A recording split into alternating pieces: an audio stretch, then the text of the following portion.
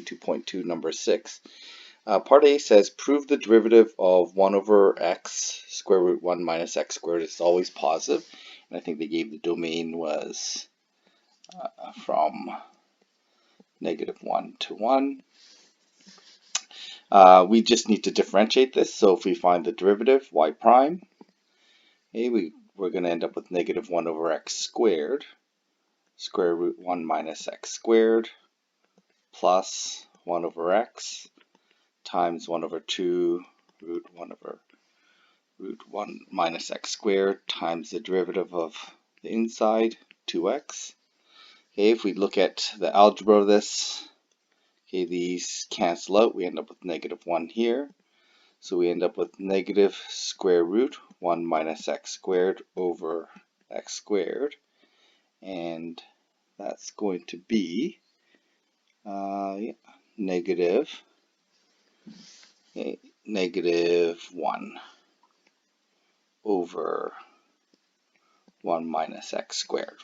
Okay, so then getting a common denominator, putting that together, we end up with -1 minus x squared minus x squared all over the common denominator. Okay, the x squareds cancel out, so we end up with the derivative always equaling to -1 over x squared square root minus 1 minus x squared. So this is always negative. This is always less than 0 because the denominator is always positive and the numerator is always negative. Okay, so part B asks to graph it says that the function z is equal to square root 1 minus x squared arc sine x. Okay, and it says find the derivative dz by dx. Okay, and it says using the sketch in part A or otherwise determine the number of turning points on the graph. And then sketch this graph. Okay, so I think part A does ask you to sketch this graph. I think the graph looks like this. I think it goes up to the asymptote here. If I'm not mistaken, I think it's got some kind of bend in there. It's got some kind of bend in there like that. Okay. It's not a perfect drawing, but anyways, it behaves like that. And so I'll talk about the behavior of that in a second, but it says otherwise, so I'll solve it otherwise first, and then we'll relate it back to A, part A. So I'm just going to find the derivative, dz over dx. Okay, I'm going to use my product rule here, so I end up with arc sine x over 2 square root 1 minus x squared times the derivative of the inside, plus I'm going to differentiate arc sine. So it's going to be 1 minus x squared times the derivative of arc sine with 1 over y minus x squared. Okay, so there's my derivative. Just canceling a few things out here. Okay, that's going to be a few ways you can do this, but I'm going to just put it in the common denominator, and I'm going to rewrite it like this. This is x arc sine x, and that's going to be negative, so I write it like this, square root 1 minus x squared minus x arc sine x all over the denominator, 1 minus x squared. And we want to know where this is equal to 0. Okay, and because we can solve this, this is actually something that we can't solve algebraically. So if we were to graph this, okay, we can put this solve on a graphing calculator. Okay, solve on graphic display calculator, and I think you get x equals -0.785 or something like that. Let me just double check that.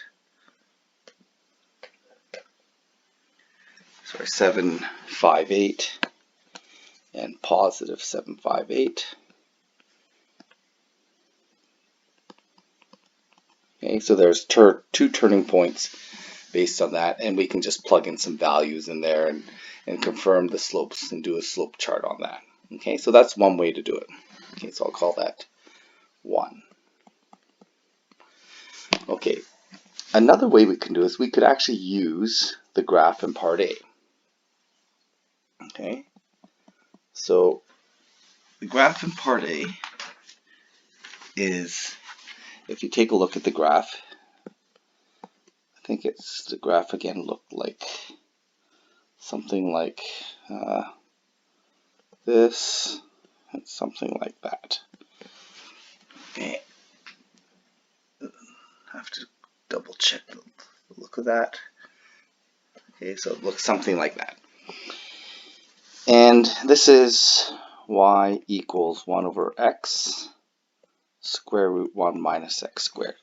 Now, it's behaving asymptotically at around x equals 0. So near x equals 0 behaves asymptotically. So behaves asymptotically. Okay. And so that's why we have this kind of asymptotic behavior near 0. Okay, and it's to do with y equals 1 over x behaves asymptotically. So if we take a look at the arc sine of y equals arc sine x, the graph near x is going to look like that. Okay, so at near 0.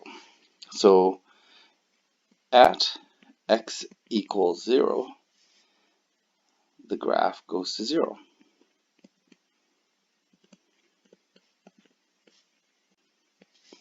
Okay, so it hits the 0 point. So what that's going to happen, going to do is, this factor is generating asymptote, whereas this factor on this graph, y equals arc sine x root 1 minus x squared, this is causing the graph to go to 0.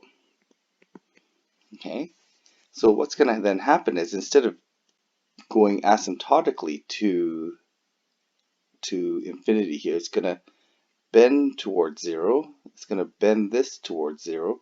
And so we must end up with two critical points here and here. Okay, so we can justify the two critical points or turning points because of that, the nature of that, this factor here giving us a 0. Okay, and if you were to kind of test some other factor in there, okay, so if you were to kind of just say, well, I'll put an x in there. Okay, same thing. It's going to behave the same way. You'll see that, and I'll just give it one last example before I move on here. Okay, if I were to graph y equals x square root 1 minus x squared, again, that's going to be another 0. So it's going to take that graph and it's going to bend it back to 0.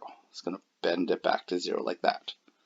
Okay, so that's what they mean by using part A to solve this problem. Now, it's probably easier just to differentiate and find the zeros and find there's two zeros there.